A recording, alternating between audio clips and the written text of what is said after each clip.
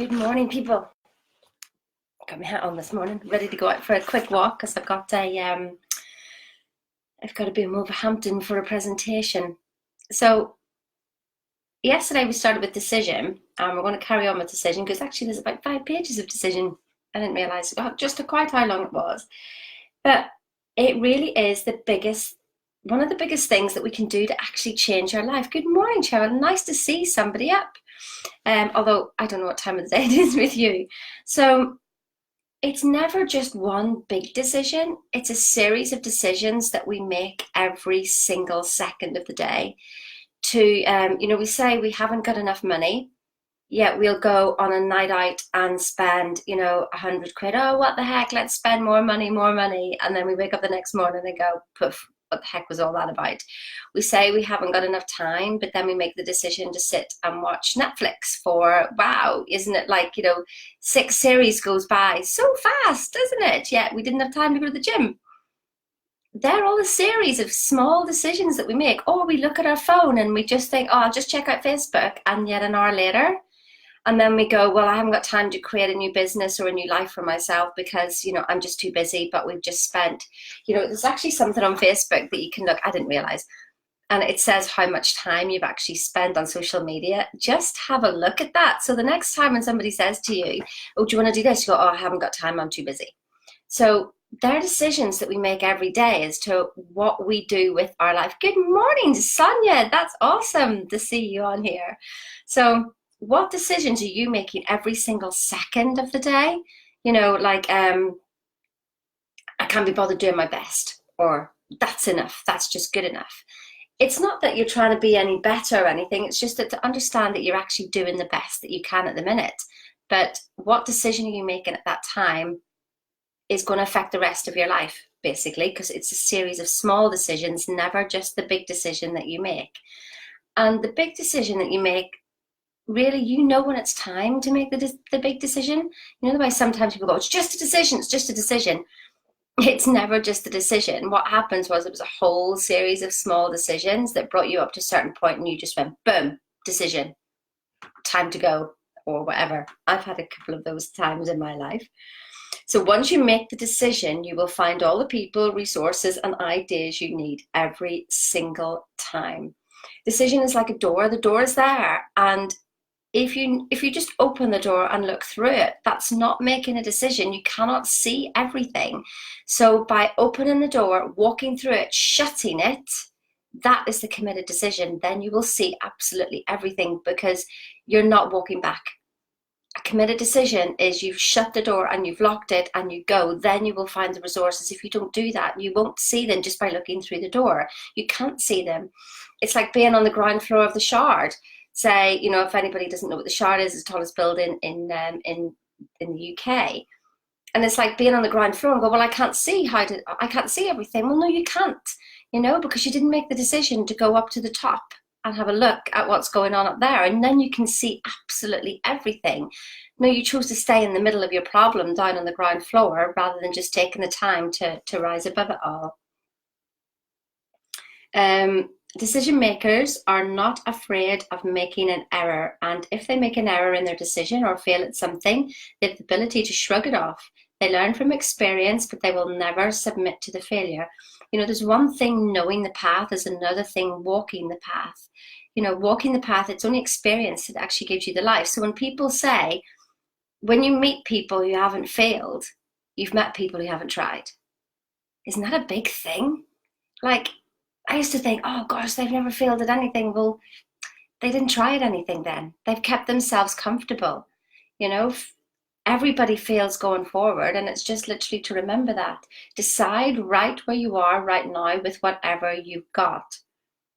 President Kennedy made a decision. He decided he would put a man on the moon and return him safely on Earth before the end of the decade. The fact that he had never done it before in all hundreds of thousands of years of human history was not even a consideration. He decided where he was with what he had.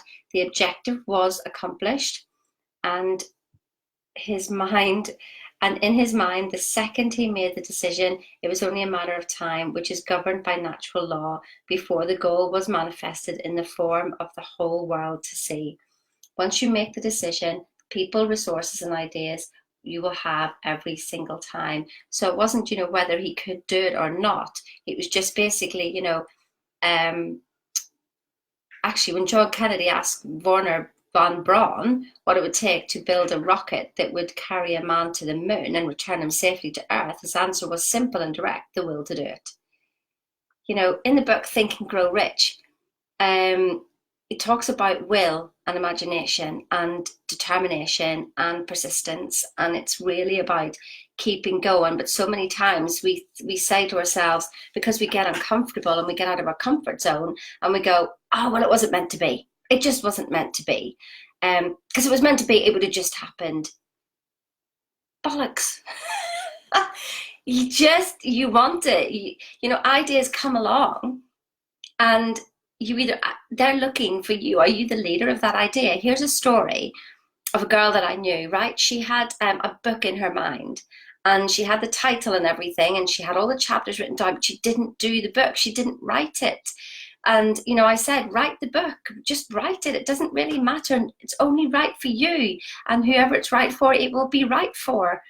You can't please everybody. But she didn't write it. And 3 years later, she went to a networking event and she met a girl. And guess what?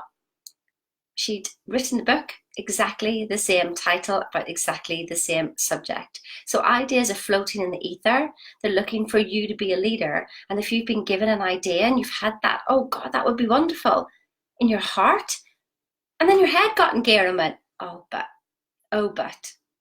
what this, because you're trying to find all the answers from the ground floor. You didn't go to the top of the building, then see the answers. You didn't make a decision and you couldn't see it. So you just thought, well, it wasn't for me. Okay, so it's just really, really, important that. So whether you want to or not is the only consideration. Whatever you need to achieve your goal, you will attract. Don't worry about failing. It will toughen you up and get you ready for your big win. Okay, where else have we got here before we go? Let's see. I can't find my glasses. Anybody seen my glasses? I'm going to have to find them sometime because it's not helping.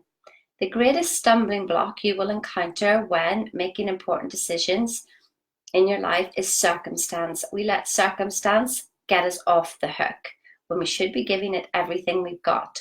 More dreams are shattered and goals lost because of circumstance than any other single factor. Napoleon Hill said, circumstances, I make them. The next time you hear someone say they would like to vacation in Paris or purchase a particular car, but they can't because they have no money, explain that they don't need the money until they make a decision to go to Paris or to purchase the car. When the decision is made, they will figure out a way to get the amount needed. They always do. So it's a question of priorities. What are your priorities whenever you're making the decision? So many people, and because there's a couple of things that I offer people, and it's a program that can change your life. If you just make the decision to do it, it will show you who you are. Or a business opportunity that will change your life. But because it's outside of your box of current thinking, it can't possibly be good, can it? Because, we've got to do things in a certain way, which is our paradigm keeping us in place.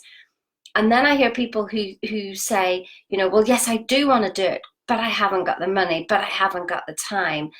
And it's never about that. You're actually afraid. You're going, well, what if I do make the decision? Then I'm going to have to change. I'm going to have to do something. I'm going to have to get out uncomfortable. And when I have conversations with people about paying to come into my program and they're saying, well, could we do a smaller payment option? Just going, you need to be uncomfortable.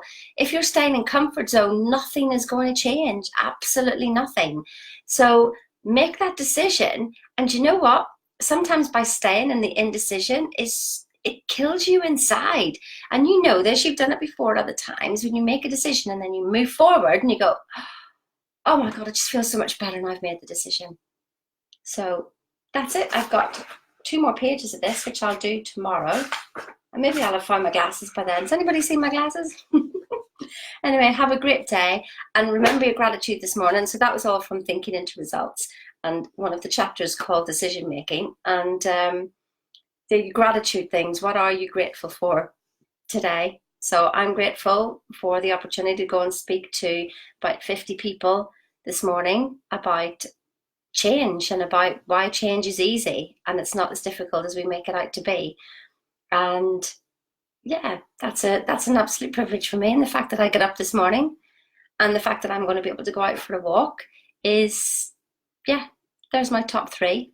And while I'm out for the walk, I'll just be grateful for breathing and the fact that I've got a nice cup of tea here, that I didn't have to go and do anything except boil the kettle, put the tea bag in, and that's it.